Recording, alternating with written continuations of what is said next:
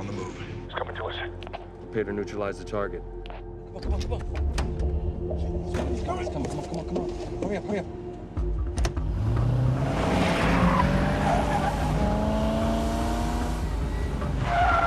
Go. Get him. What the hell? Did you get him? Frick. Where is he? Maniac. He was right here. Where'd he go? You see him? Where the hell is he? There he is. Based on a true story, Pain and Gain follows three bodybuilders played by Mark Wahlberg, Anthony Mackie, and The Rock as they try to better their financial situation by taking the American dream away from someone else. When the trailers came out, this movie looked pretty good, even though it was Michael Bay at the helm. Izzy, how did the film compare to the trailers? It was a protein shake sold as a chocolate malt. Bold statement. Yes, for a bold protein shake. So what you're saying is you were a little disappointed. I don't know if disappointed is the right word. It was more caught off guard. Because the trailer sold it as, it didn't even necessarily say that it was a true story. It just kind of was, it was the opening scene from the movie. So didn't really know where it was going to go from there. You just knew that they were bodybuilders.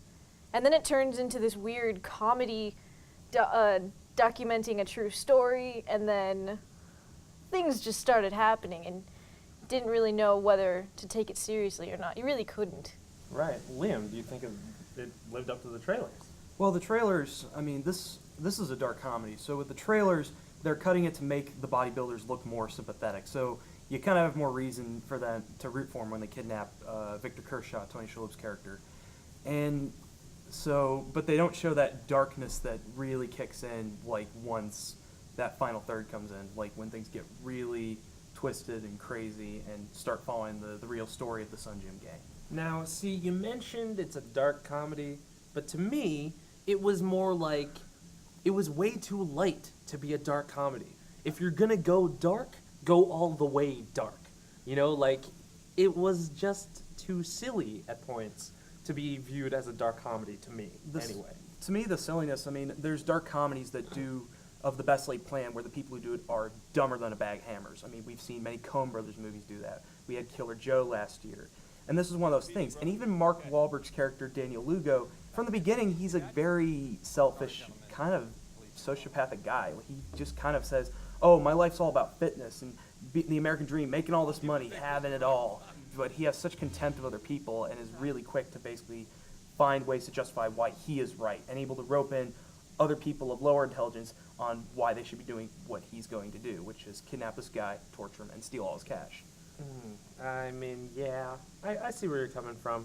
So, speaking of Mark Wahlberg, Jackie, what did you think of the performances in the movie? Honestly, I thought the performances were fine. They performed as well as they do in other movies, but, I mean, the characters are what really got me. I thought The Rock had the funniest character because he was... Agreed. He was cute, he was silly, and... You hardly ever get to see The Rock as a Jesus freak. It's while true. He is built up, because it looks like he really put on the muscle for this movie for the whole bodybuilder. Yes, as a wrestling fan who's been following The Rock's career from the very beginning, he has never been bigger than in this movie, I think. So to see him that big, a hulking dude, play that character was a lot of fun to see. It's always fun to see the big guy cuddling. So how about Marky Mark? He had a Marky Mark moment when he had the apron on, just chilling in his tighty whities. So I don't know about Mark Wahlberg in this movie. It was better than The Happening. It seemed like he was just kind of doing his Marky Mark thing, but the standouts were really The Rock and Anthony Mackie, who played opposite Rebel Wilson at one point, which was very interesting. I did not expect her to be in this movie, and then she was. And she was, She stole the show. She would just steal the moment every time she came on screen. Absolutely. So now, a big issue for me, anyway, was the length of this movie. Oh. Yeah. Entirely too long.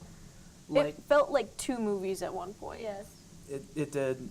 For a movie about lean and muscular bodybuilders, this has a lot of body fat, and that's a problem with almost all Michael Bay's movies. This is his second shortest film, just behind Bad Boys at 2 hours and 9 minutes. Really? Yeah. The guy he gets caught up in his goofy, in his crazy comedy, whatever's up on screen, that he just doesn't know when to stop or when it's getting too long. And you do feel that. It's always been a problem of his, even though some would say there are bigger problems with this stuff. But It seemed like a lot of the time just came from giving the backstory to every person that came on screen. Right. Because we heard the backstory of every single one of the bodybuilders, the protagonist guys.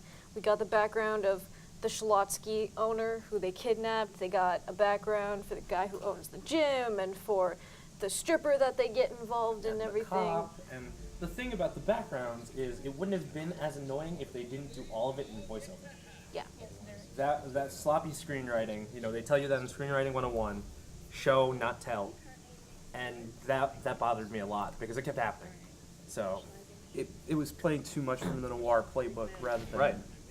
I mean, I know voiceovers are common when you're doing these kind of crime things, but show don't tell. so on the infamous Pretentious Film Majors 5-star scale, how would you rate Pain and Gain? Jackie. I rated it 2.5. Izzy. I'm really between a 2.5 and a 2, but I'm probably leaning toward 2.5. Liam. Well, I kind of enjoyed this movie, I think probably the most of the crew, and I'm going to round it out to a 3.5. I thought when it got really funny and really dark, it really got me. I was entertained, but I do have to admit, it does have too much fat. There's comedy elements that are way too low and just don't work, but I had a good time. Right. Well, I mean, it was bad. I thought it was pretty bad. But with redeeming qualities, such as The Rock and Anthony Mackie. So I'm going to go ahead and and Rebel Wilson. And Rebel Wilson, and let us not forget their home base. Oh, jeez, their home base. You would like that home base. Why are you pointing it out as I would like it? Oh, you brought it up. I'm just saying that definitely just added unexpected humor with The Rock and his Jesus freak quality and the confusion that came with it. Yeah, Jackie was confused, you're right. But anyway, on the infamous Pretentious Film Majors 5-star scale, I give Pain and Gain a 2.5.